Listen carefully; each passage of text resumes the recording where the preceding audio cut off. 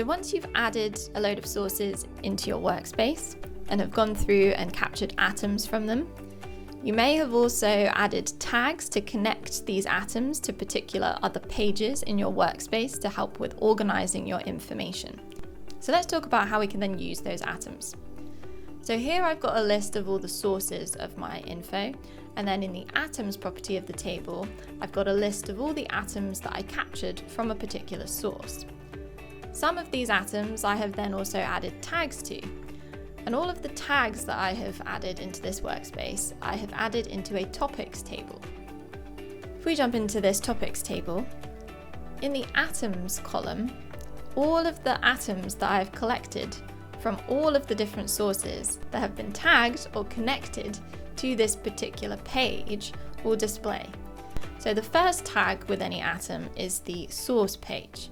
And you can see that these two atoms displaying here have come from different sources.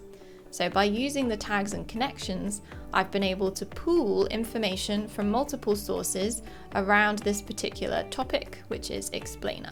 Within a table, I can also add further atoms properties and then make use of filters to get an organized grid-like overview of the information I've collected. Take a look at this separate video which goes into setting up atom filters in more detail. So if I open up this explainer page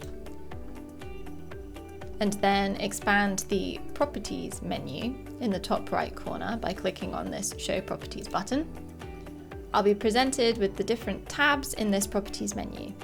Properties, atoms, and pages. We have a properties tab because this page sits in a table, and the properties that display here correspond to the properties that are added to the table, in this case the topics table. Then we also have an atoms tab and a pages tab. So let's jump into the atoms tab. And here is where all of the atoms that have been captured or linked, tagged to this page will display in a list. And so you can scroll through this list. And this page has been set up as a text editor page. I can start typing and add my own info into it.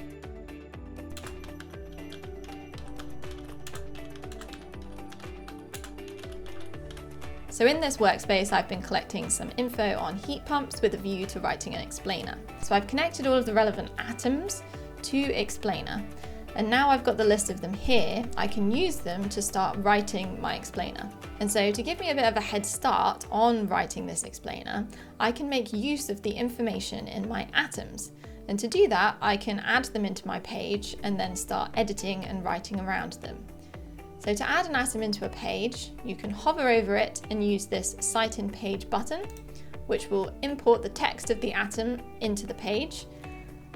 Whenever you do this, your atom will be followed by a reference number, and a references section will automatically be added at the bottom of your page. So here you can see that the atom I imported is labeled number 1, and in the references section, the title of my page has been added. And if you want to, you can use the edit options to update the information that displays in this reference list. If you don't want the references to display at the bottom of your page, you can go to this 3-dot menu next to the references title and toggle them on and off. And if you've turned them off and want to turn them back on, you just need to go to the page options menu, which is the 3 dots in the top right of the page. Go down to the bottom where there are several different toggles for different features in your page, and turn on the show references. And that references section will reappear at the bottom of your page. You can also drag and drop your atoms into the page. You can drop them anywhere within your text section. So I can drag it into the top of the page and the references will update accordingly. Once your atom has been added into the page, your reference has been created, and so you're free to edit and change the text as you like to create your final written piece. And so you can use your atoms to give you a bit of a structure and order for how you want to connect different ideas together into your piece of writing. And so wherever you have a text editor page, you can drag and drop or use the Cite in Page button to add atoms into the page.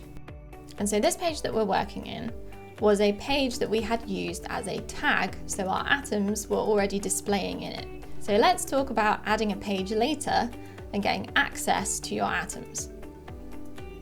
So let's add a new page, select text editor, and let's call it summary. The properties menu automatically opened. There are no atoms displaying for this page in the atoms tab. And so what we need to do is import atoms from elsewhere in the workspace. And you can do this by using the Add Atom button at the top left of the Atoms tab. As you click it, you'll see there are two options that appear. There's the option to add the new atom, which is useful for any atoms that you aren't capturing within a page within Protolyst. There's also the option to import atoms from a page. On selecting that option, you'll be presented with a list of all the pages in your workspace. You can scroll through to the page that you want to import all the atoms from, or you can start typing if you know the name. So let's choose Performance. And so now all of the atoms that displayed for the Performance page in this workspace now also display as atoms of this page. And so this is how you can access atoms from elsewhere in your workspace. And just like before, you can drag and drop the atoms into the page or use the Cite in Page button. And then once you're finished with your piece, you can download the page. And you do this by going to the Page Options menu in the top right, the three dots button. And then there are options to download the page into different file types.